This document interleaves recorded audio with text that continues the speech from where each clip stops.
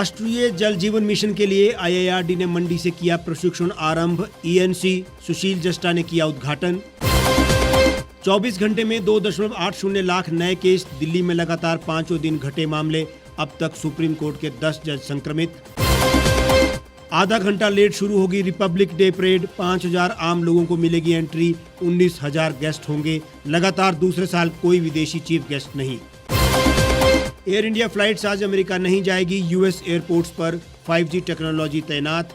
इससे प्लेन का communication system fail होने का खतरा। और अभी और सताएगी ठंड। दिल्ली, बिहार और यूपी समेत कई राज्यों में रहेगा कोल्ड डे। जम्मू में बारिश के आसार।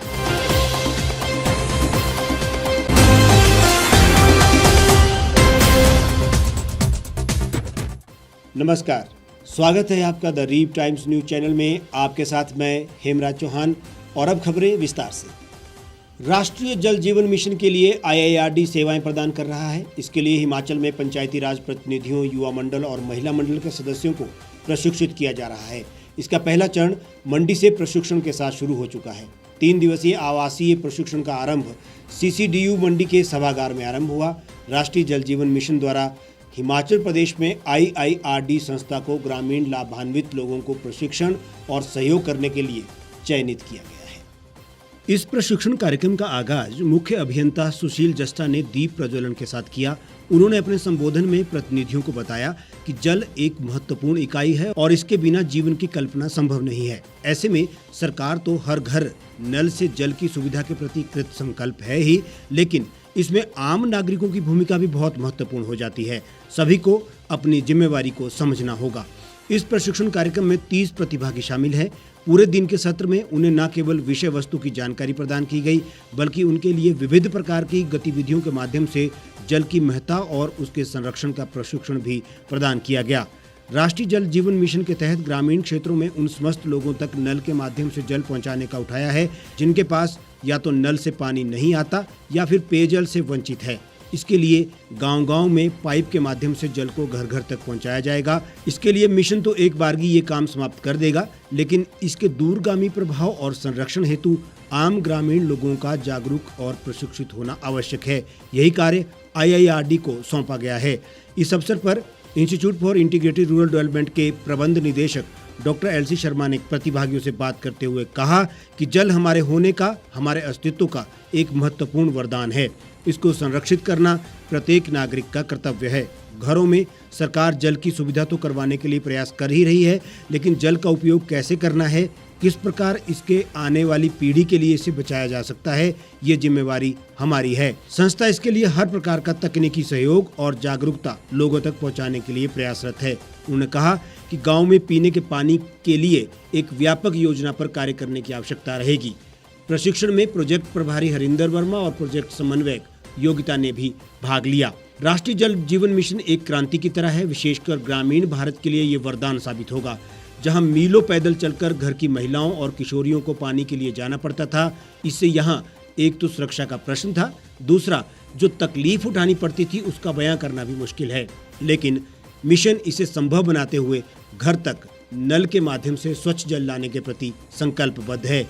किस प्रकार इस योजना के अंतर्गत पानी का संरक्षण हो, स्वच्छ जल की उपलब्धता और सुनिश्चितता बनाई जा सके, इसके लिए भी जागरूक किया जा रहा है। राष्ट्रीय जल जीवन मिशन के तहत केंद्र सरकार, राज्य सरकार और विभाग इस प्रशिक्षण कार्यक्रम को सार्थक बनाने के लिए भरसक प्रयास कर रहा है, जिसे संस्था द्वारा मुकम्मल किया जा रहा है। देश में 2,80,218 नए केस मिले हैं। इस दौरान 1,87,215 लोग ठीक भी हुए हैं और 436 लोगों की मौत हुई है। अब देश में कुल एक्टिव केस 18 लाख के पार पहुंच गए हैं। फिलहाल एक्टिव केस की कुल संख्या 18,23,056 है। महाराष्ट्र और कर्नाटक में चिंता बढ़ रही है। यहाँ केस फिर बढ़ रहे हैं। हालांकि दिल्ली में केस घटे हैं। महाराष्ट्र में पिछले 24 घंटे में नए केस 26% बढ़ गए हैं। यहाँ 39,207 नए संक्रमित मिले, जबकि 38,824 लोग ठीक हुए। इस दौरान 53 मौतें भी दर्ज की गई हैं, जो तीसरी लहर में एक दिन में राज्य में सबसे ज्यादा मौतें हैं। राज्य में अब कुल एक्टिव केस 2,27,659 हैं। आज राज्य में ओमिक्रॉन वेरिएंट का कोई नया मामला सामने अभी तक नहीं आया है। मुंबई में कोविड के 6,149 नए मामले सामने आए हैं। और 7 मरीजों की मौत भी हो गई है। कर्नाटक में कोरोना का पॉजिटिविटी रेट 22% को पार कर गया है। पिछले 24 घंटे के दौरान राज्य में 41,457 नए मामले दर्ज हुए हैं और 20 लोगों की मौत हुई है। इससे पहले सोमवार को 27,156 लोग संक्रमित पाए गए थे, जबकि 7,827 लोग ठीक हुए थे और 14 मरीजों की मौत हो गई थी। पॉजिटिविटी रेट 12.46% था। कर्नाटक में कुल मामलों की संख्या 32.88 लाख पर पहुंच गई है। 38,465 लोग अपनी जान गंवा चुके हैं। इधर दिल्ली में लगातार 5वें दिन डेली केस में गिरावट हो रही है। दिल्ली में पिछले 24 घंटों में 11,684 नए कोविड मामले सामने आए और 38 मौतें दर्ज हुई है। पॉजिटिविटी रेट 22.47% रही। कोरोना पर नियंत्रण के लिए हालांकि सरकार नियमों के पालन के लिए सख्त है, फिर भी लोग इसे गंभीरता से नहीं ले रहे हैं। सार्वजनिक स्थलों पर मास्क पहनने और सामाजिक दूरी का पालन ना के बराबर है। परिवहन बसों की बात करें तो वहां मास्क पहना ही नहीं जा रहा है। यहां तक कि बस के चालक और परिचालक इसका पालन करने में कोताही बरत रहे हैं। ऐसे में नियमों की अनदेखी बहुत महंगी पड़ सकती है। इस बार रिपब्लिक डे परेड हर बार की तरह 10 बजे शुरू होने के बजाय अब आधा घंटा देरी से यानी कि 10:30 बजे शुरू होगी। रक्षा मंत्रालय ने यह फैसला 26 जनवरी को दिल्ली में कोहरा रहने के पूर्वानुमान की वजह से लिया है। हालांकि इस बार आम जनता से महज 5,000 लोग ही टिकट लेकर राजपथ पर परेड देखने का लुत्फ उठा सकेंगे। रिपब्लिक डे परेड में दूसरा बड़ा बदलाव यह है कि लगातार दूसरे साल किसी विदेशी चीफ गेस्ट को भी इनविटेशन नहीं भेजा गया है। पहले 5 देशों के राष्ट्राध्यक्षों को गणतंत्र दिवस परेड में बतौर अतिथि बुलाने की तैयारी की जा रही थी। देश में कोरोना वायरस की तीसरी लहर को देखते हुए महज 24,000 लोगों को ही परेड देखने के लिए राजपथ पर आने की इजाजत मिलेगी। इनमें 19,000 लोग इनविटेशन के जरिए आने वाले गेस्ट होंगे, जबकि आम लोगों में से महज 5,000 को ही एंट्री दी जाएगी। इन 5,000 लोगों को परेड देखने के लिए टिकट खरीदना होगा।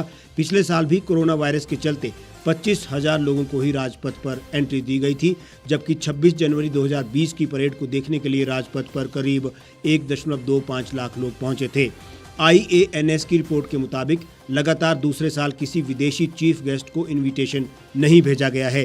पहले तय किए गए 5 देशों में राष्ट्राध्यक्षों को भी अब नहीं बुलाया जा रहा है। इन देशों में कजाकिस्तान, किर्गिस्तान, तुर्कमेनिस्तान, ताजिकिस्तान और उज्बेकिस्तान शामिल हैं। इन देशों में भी कोरोना के हालात बहुत अच्छे नहीं हैं। हालांकि रिपोर्ट में यह भी कहा गया है कि अभी विदेश मंत्रालय की तरफ से इन देशों को इनविटेशन नहीं भेजे जाने की पुष्टि नहीं की गई है। आज यानी बुधवार को एयर इंडिया की उड़ानें अमेरिका नहीं जा रही है। ऐसा इसलिए हो रहा है क्योंकि अमेरिका में 5G मोबाइल टेक्नोलॉजी के इस्तेमाल की शुरुआत हो रही है। एयर इंडिया ने ट्वीट कर कहा कि बुधवार को उसकी Delhi New York, Delhi San Francisco, Delhi Chicago, Mumbai New Jersey की उड़ानें संचालित नहीं होगी। इसके अलावा एयरलाइन ने दिल्ली से वाशिंगटन जाने वाली उड़ान को भी रीशेड्यूल करने की बात कही है। एयर इंडिया ने उड़ानें रद्द करने का फैसला इसलिए लिया है क्योंकि 5G नेटवर्क से विमानों के कम्युनिकेशन सिस्टम को काम करने में बड़ी परेशानी हो सकती है। कई दूसरी एयरलाइंस का भी कहना है कि एयरपोर्ट के आसपास 5G टेक्नोलॉजी की वजह से खतरनाक परेशानियां हो सकती है। इसे देखते हुए 5G टेक्नोलॉजी को रनवे से 2 मील की दूरी पर ही रखा जाए। कुछ एयरलाइंस के CEO ने अमेरिकन ट्रांसपोर्ट सेक्रेटरी को चिट्ठी लिखकर कहा, एविएशन इक्विपमेंट में जरूरी अपग्रेड और बदलाव के बिना अगर 5G को अमल में लाया गया तो बहुत बड़ा हादसा हो सकता है। 5G टेक्नोलॉजी की वजह से प्लेन के ऑल्टीट्यूड यानी ऊंचाई को नापने की क्षमता प्रभावित हो सकती है। भारत में भी 5G टेक्नोलॉजी को लेकर विरोध के स्वर सुनाई देते रहे हैं। पिछले साल बॉलीवुड एक्ट्रेस जूही चावला ने 5G टेक्नोलॉजी लागू किए जाने से पहले इंसानों और पशु पक्षियों पर इसके असर की जांच करने की अपील दिल्ली हाई कोर्ट से की थी। बाद में कोर्ट ने जूही चावला की याचिका को खारिज भी कर दिया था और उन पर 20 लाख का जुर्माना भी लगा दिया था। राजधानी दिल्ली समेत कई राज्यों में इन दिनों कड़ाके की ठंड पड़ रही है। आलम यह है कि पारा 4 से 5 डिग्री तक लुढ़क रहा है। इस बीच भारतीय मौसम विज्ञान विभाग का कहना यह है कि हाल फिलहाल दिल्ली, यूपी, राजस्थान, पंजाब, हरियाणा, मध्य प्रदेश, बिहार के लोगों को ठंड से राहत नहीं मिलेगी। वैज्ञानिकों के मुताबिक इन राज्यों में आज और कल के लिए कोल्ड डे का अनुमान लगाया गया है। वहीं पहाड़ी राज्यों में भी भारी बर्फबारी की संभावना है। ऐसे में मैदानी इलाकों में कुछ दिन और ठंड सताएगी। मौसम वैज्ञानिकों के मुताबिक दिल्ली, NCR समेत यूपी के कुछ इलाकों में 22 जनवरी से 2 दिनों तक बारिश के आसार हैं। दिल्ली एनसीआर की बात करें तो यहाँ पिछले एक सप्ताह से लगातार ठंड कहर बरपा रही है। यहाँ पारा 6 से 7 डिग्री तक जा रहा है। भारतीय मौसम विज्ञान विभाग की ओर से बताया गया है कि जम्मू के मैदानी इलाकों में बारिश के अनुमान है। हालांकि कश्मीर में इस बीच बर्फबारी हो सकती है, जिससे ठंड और भी ज्यादा बढ़ सकती है। यहाँ 21 और 22 जनवरी को बर्फबारी की संभावना है। पहले शुष्क ठंड, फिर बारिश और हिमपात। हिमाचल प्रदेश में मौसम पिछले कई दिनों से बेहद ठंडा बना हुआ है। हालांकि यहाँ भी 20 फरवरी तक मौसम खराब रहने का अनुमान है। फिर भी मौसम धूप और बादलों की अटखेलियों के बीच खुशनुमा बना हुआ है। हमारे आज के इस बुलेटिन में फिलहाल इतना ही। आप देश और दुनिया की तमाम खबरों के लिए हमारे साथ बने रहिए और देखते रहिए द रीप टाइम्स।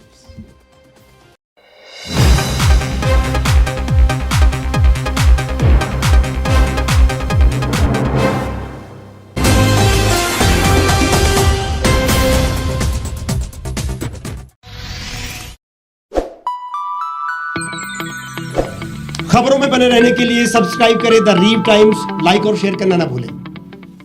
एक छत के नीचे सुविधाओं का अब उठाएं लाभ। रीव ई मार्ट में अब पाएं अपनी रसोई के लिए गुणवत्ता और सस्ते दामों पर राशन सामग्री। दालें हो या हो मसाले, आपका किचन ई मार्ट संभाले। उच्च गुणवत्ता और दामों में बेहतरीन रीव ई मार्ट में पधारें और पाएं अपनी पसंद के सभी उत्पाद, या फिर करें ऑनलाइन ऑर्डर और पाएं घर द्वार पर ही सुविधा। आज ही संपर्क करें फोन नंबर 8219694079 पर, बाईपास रोड, शनान, संजौली, शिमला।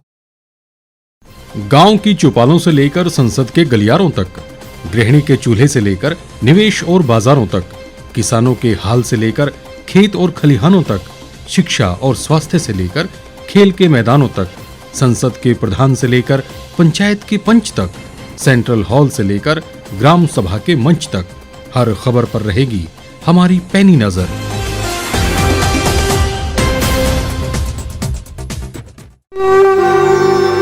भारतवर्ष, जिसे आप दशकों से सुनते आए हैं कि सोने की चिड़िया थी। इसके पंख पहले मुगलों ने कुतरे, फिर अंग्रेजों ने, और आज राजनीतिक प्राणी कोई कोर कसर नहीं छोड़ रहे। आज भी लगभग 25 करोड़ लोग रात को भूखे सोते हैं। करीब 2 करोड़ लोगों के पास घर नहीं है। भ्रष्टाचार में हमारा 176 देशों में 80 नंबर आता है। औसतन 100 महिलाओं के साथ हर दिन ज्यादतियां होती है और ना जाने क्या क्या। देश की संसद से कुछ ही दूरी पर चादर लपेटे सैकड़ों लोग सुबह नील गगन के नीचे सोए हुए मिलते हैं।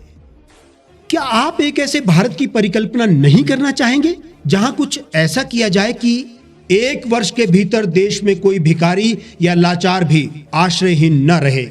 लोगों को सभी सरकारी सेवाएं घर द्वार पर ही प्रदान की जाएं, ताकि दफ्तर या कर्मचारी के चक्कर ना काटने पड़े। भ्रष्टाचार जड़ से समाप्त हो जाएगा।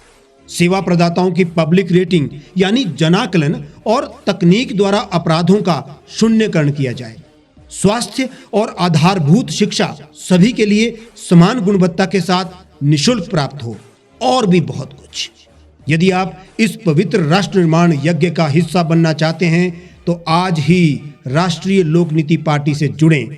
अब देश राजनीति से नहीं, लोक नीति से चलेगा। विजिट करें वेबसाइट rashtriyalokniti.org।